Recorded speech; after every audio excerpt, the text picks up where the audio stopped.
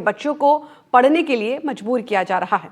ऐसे में बच्चों की पढ़ाई तो प्रभावित होती ही है, साथ ही कई मुसीबतों का सामना करना पड़ता है। हमारे संवाददाता नवीन जोशी की एक खास रिपोर्ट देखिए।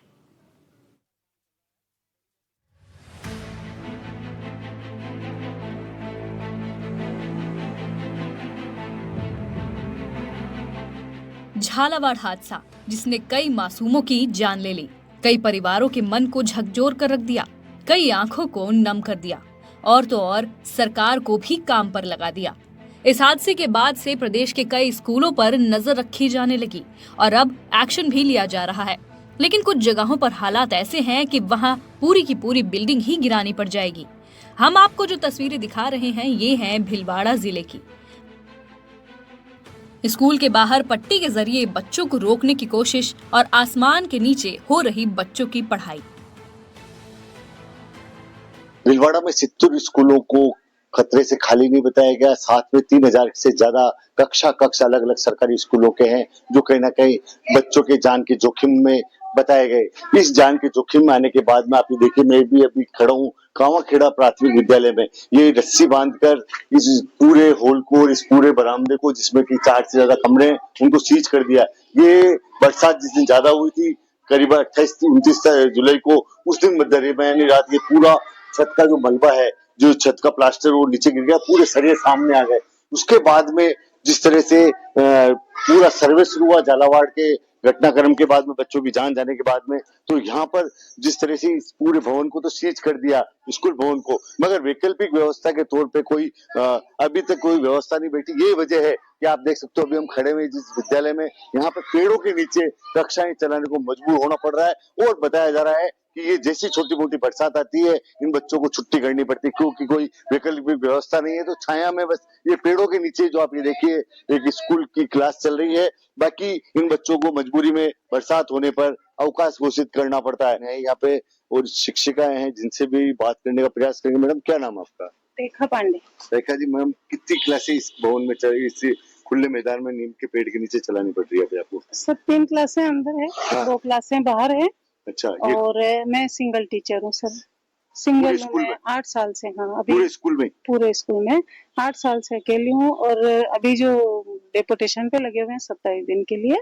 कितने लगे? एक ही लगे। एक टीचर। हाँ, ये बच्चे खुले में पढ़ाना पड़ रहा है क्योंकि भवन क्षतिग्रस्त है। हाँ। तो सर्वे करने को टीम आई थी यहाँ पे? आई थी ना सर। क्या कहेगा इस कमरों में किसी को नहीं जाने देना? हाँ, बिल्कुल नहीं जाने देना। कितने कमरे क्षतिग्रस्त? दोनों को बता दिया उन्होंने। और एक हॉल हो गया पूरा। हाँ। खुले में यहाँ पर स्कूल चलाने के लिए और कक्षा चलाने के लिए एक मैडम को मजबूर होना पड़ रहा है। मैडम की भी मजबूरी आप ये देखिए, एक मैडम है और यहाँ पर बच्चों को पढ़ाने वाली एक ही मैडम है, बाकी पद रिक्त है। एक ही मैडम पूरे विद्यालय को चला रही है। भीलवाड़ा में प्रशासन ने जब जर्जर भवनों की जांच की और सर्वे कराया तो उसमें 76 स्कूल भवन जमींदोज करने लायक मिले। करीब 76 स्कूलों और 3818 क्लासरूम सीज कर दिए गए हैं। ऐसे असुरक्षित स्कूल भवनों को जमींदोज करने की तैयारी भी शुरू कर दी गई है।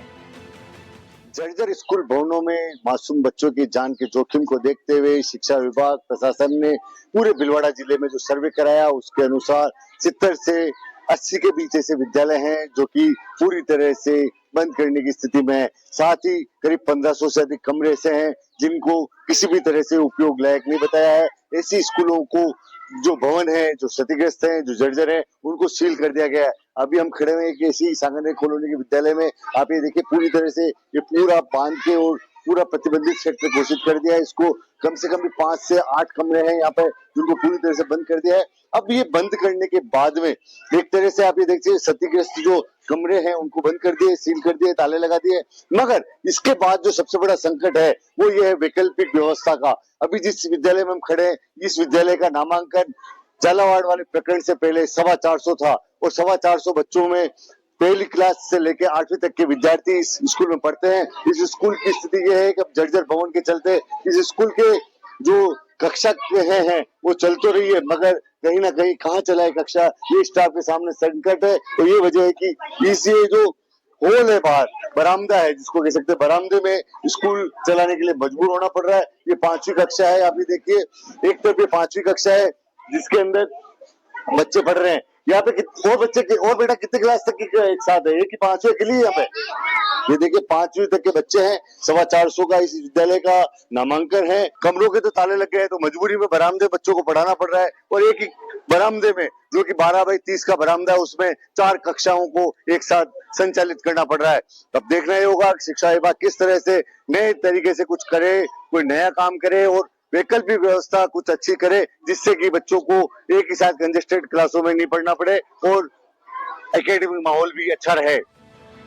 मगर सबसे बड़ा सवाल स्कूलों में पढ़ने वाले मासूम बच्चों की वैकल्पिक व्यवस्था पर खड़ा हो गया। बच्चों की पढ़ाई कैसे चल रही है और इनके लिए क्या वैकल्पिक व्यवस्था की गई है? जमींदोज की कार्यवाही 76 जो विद्यालय पूर्णतया क्षतिग्रस्त है, उनके जमींदोज की कार्यवाही एडीपीसी मैडम के द्वारा की जा रही है। उसी प्रकार से जो जर्जर कमरे थे, हमने अलग अलग मद से अलग अलग मरम्मत कराने के प्रस्ताव सीबीओ से मांगे हैं और उन्हें 7 दिन का समय दिया है।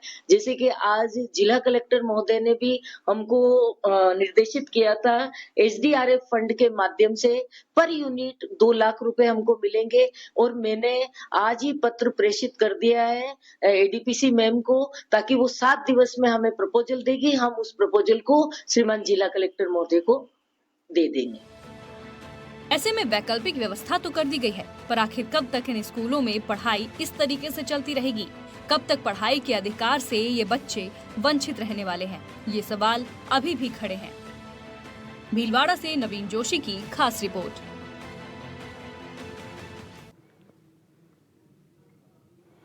और अगर अजमेर की करें तो यहाँ सरकारी स्कूल तो छोड़िए, कॉलेजों के भी यही हाल है। और उस